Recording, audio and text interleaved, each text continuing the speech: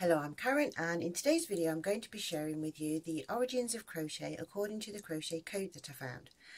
And for those of you that haven't watched any of my videos at all, I've been crocheting for a few years now and sharing my little bits of history research as I've actually been crocheting.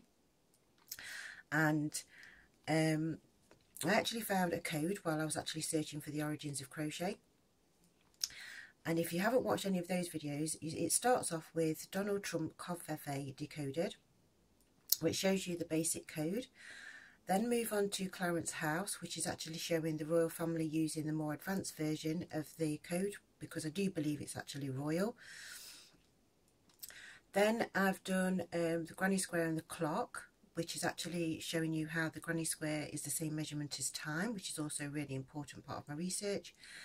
And then the next one is actually showing how there's actually a patent for a time machine inside the English alphabet. And the last one I did was to do with Halley's Comet. And the reason why that I've done the one with Halley's Comet is because as I was doing my research throughout history, I realised that Halley's Comet was a link to all of the actual ancient monuments. So we've got Newgrange in Ireland, there's the standing stones of Stennes, which are in the Orkney Islands in Scotland, there's Stonehenge, there's Woodhenge, they're both in England, and there's the Giza pyramid in Egypt. That is also a link to actually the inside the Granny Square video. Okay, so what I'm going to do today is actually show you that the last place that I was looking for the origins is actually Thornborough. And according to the code and the way that I've been using the code, this contains all of the information, and I'm going to share with you how this has got the information in it and how it actually links back to the original code that I found in Jiahu in China. Okay, so I'm going to be doing the code, which is actually breaking apart the letters and rebuilding, and because I've got quite a few to do, I'm going to be working quite quickly. So you can always stop and pause and rewind it or whatever. So what I'm going to do is I'm going to begin with the first stitch, which is going to be a single crochet. So I'm going to use the S, and I'm going to use part of the H for the I, the other part for the N, the G, I'm sorry, I've got a bit on my paper, this is the L, E. I'm going to have this part of that E for this C, the R, the O, and use the other part of that E for the other C. I'm using the H. I'm going to use the U twisted round to make the E, and I'm going to break the B apart and build it as a T. I've got one of the L shapes left, which I always look for, and this particular one is this way round, so I'm going to have one of the curves to create the A, and we've got 1, 2, 3, 4 lines to create the all, and we've got one circle there and one curve to create one version of the 8, and then we've got 2 circles there to create another version of the 8, and then we've got 1, 2, 3, where's the 4th line? Don't tell me I've ruined this already. There it is, there's the 4th line. I'm sorry, I've already tried to make one video and ruined it completely because I couldn't find one of my letters. So we've got the single crochet. By the way, the I all 8, for those of you that haven't watched it, it's like saying over and out. It's the end of the code. It always has that, and there's always a different all. So that's my first one done. So the next stitch I'm looking for is a double crochet. So again, I'm going to break the letters apart and rebuild them. So that's my D, O, U, B, L, E. I'm going to have this part of that for the C, R, O, C, H, E, and the T. This time I've got 2 of these L shapes left, so that creates, it's going to be this sort of awl, so I need to break the E apart and rebuild it as an A. And we've got 1 circle, 1 curve for 1 8, and we've got 2 circles to create the other version of an 8, and we've got 1 2 3 lines there, and the other one, that's 4, to create another one with a capital I. Okay, so we've got a single crochet and a double crochet. So that's that one done. Move this down so you can see. The next stitch that I'm looking for is the treble crochet. So we're going to break the H part to create a T and an R, E, B, L, E. I'm going to break part of the S into to get the C, R, O, the other C, H, E, and I wanted T, so I'm going to have the parts of the U, so I need one more stick to create the T, and we've got 2 L's left over again, and so it's going to be a lowercase a, and we've got 1 2 3 4 circles, so we've got 1 2 3 4, so we've got those 2 versions of the 8, and we've got 1 2 lines left over to create 2 lowercase i's. Okay, this is all following through with the other one, so like I said, if you come to this video, this is going to be really strange. So that's my treble crochet. So when we actually begin with crochet, we actually begin with a chain, so I'm actually going to look for the chain. So we've got a C, H, A, and I'm going to break apart this H actually. So I've got the I and this part for the N. On my other video I explained we used an 8mm crochet hook, so I'm going to look for my first 8, which is this way around, and we want millimetre, which is 1 line and 2 curves. So that's 1 line, 2 curves to create 1M, and we've got 1 line and 2 curves to create the other M. We want a hook, so this is going to break this apart and build it as an H, and we want an O and an O, and we'd use this part of the L shape to have there, and the 2 lines to create the K. And this time round we've got one of these lines to have this way round, and we're going to use 1 line to go across to create the A, and then we want 1 2 3 4 to create the awl, and then we've got 1 O and 1 curve to create that version of an 8, got 1 O and another curve to create that version of an 8,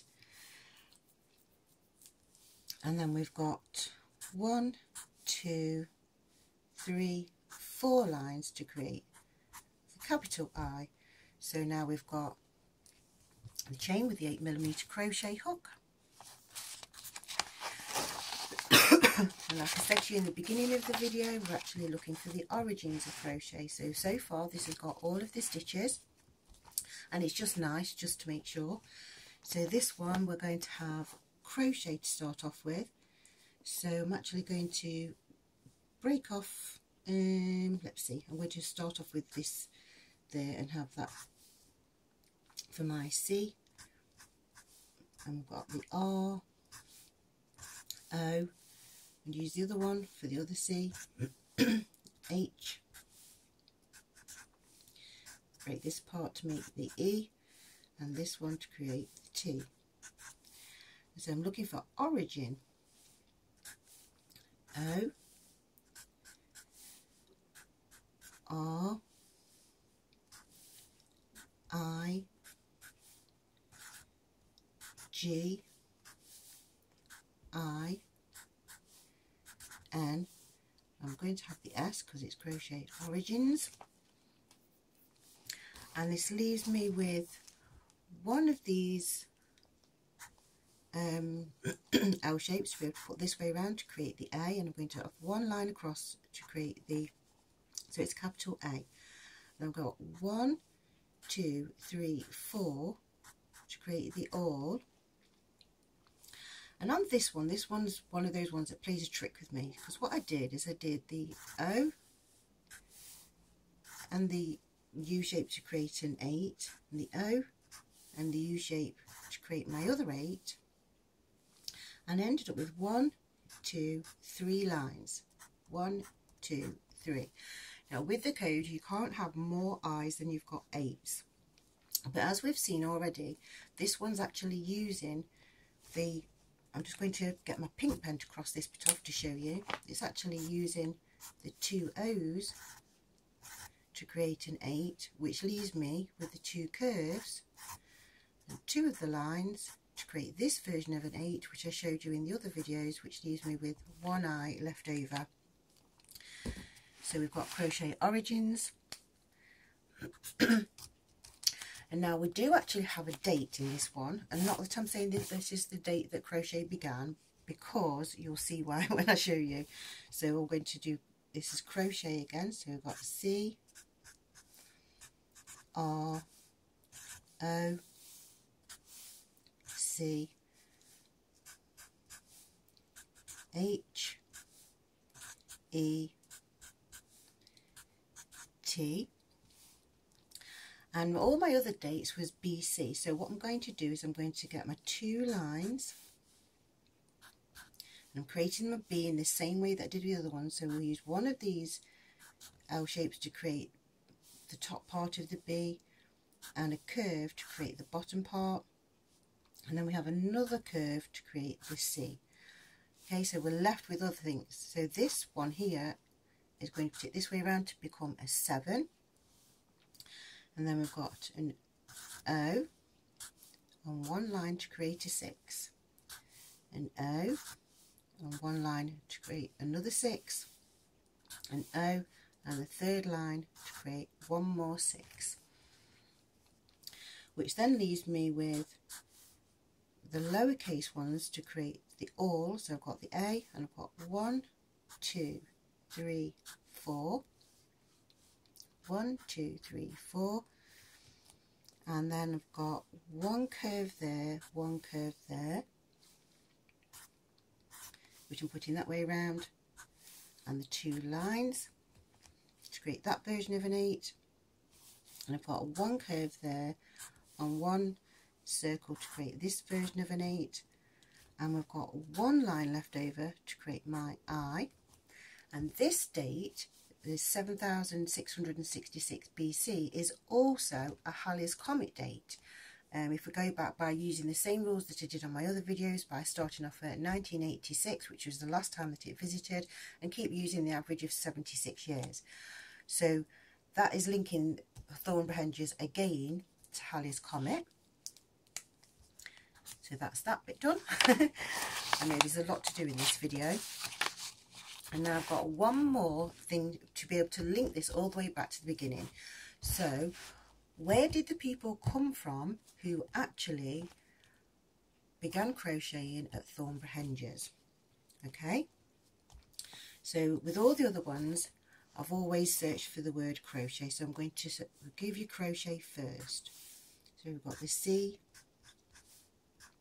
R, O, C, H, E, T. Okay, and now I'm going to actually show you the word. So I'm going to break up the E and turn it into a D, and we've got this for an O, G, and we've got 2 lines there to have an L. This E I'm going to have as an A, this one as an N, and this H is going to turn into a D. Okay, and I've got one of these to put this way around to create this version of an A, and so I'm going to use that line there to go across because it's that version. And then we want 1, 2, 3, 4 lines, 1, 2, 3, 4, and we've got 1 circle and 1 curve to create an 8, 1 circle, 1 curve to create the 8, and the I there.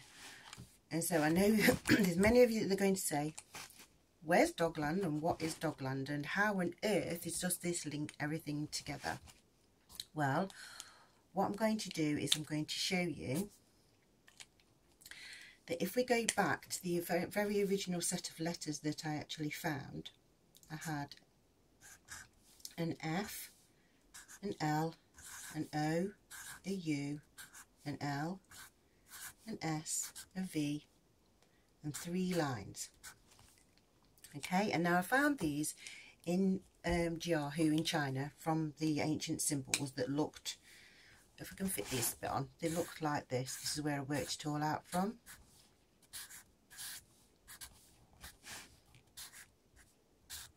Okay, so they look like that for those of you that are interested if you haven't watched the other videos. And while I was actually doing this code, and where I showed you the demonstrations where I've actually done all of this with the alphabet and everything else, Dogland is actually very important. And originally, where you'd got England on one side and you've got Europe on the other, and we've got the Channel. That's how they are at the minute. And we've got that separation between them. But originally, from the east coast of England up to Denmark on Europe and down to France, there was actually a piece of land. And that land is actually currently known as Doggerland, if you look through history. And so that piece of land is where I believe that our ancient ancestors came from. And as far as the story goes that I can find inside the English alphabet, it's actually from a tsunami that actually came along. They actually was pushed along to be able to end up in Jiahu, and to show that this is the same name of the same place where they came from. We actually get these pieces of the letters and twizzle them round. So we've got a D, the O, the G, the L, the A, the N, and a D. Okay, so I know this all sounds really bizarre, but I'm actually, with the aid of this code, I can actually show that Thornborough Henges contains all of the names of the stitches and the name of the place that matches up with the name of the place, which I found in the very original code, which I did find in Jiahu in China, which was dated to be 6,600 BC. And if you have a look for Halley's Comet, it's actually 6,602 BC. Okay, so we're only 2 years out. So there you go. Thank you for watching, thank you for liking, thank you for sharing. I'm not quite sure what you're all going to make of this, but I actually did write a story about this, and I did send it to the publishers so that I actually had evidence to show that I actually could find the origins of crochet with a code that I actually found in China. And I actually sent it to the publishers last year. They said no. I'm not really surprised, because it's really hard to try and write hand-written codings when you're typing it up with the computer. But there you go. I managed to succeed in my goal, which is to find the origins of crochet. So thank you for watching, thank you for liking, thank you for sharing, thank you for subscribing. Bye for now.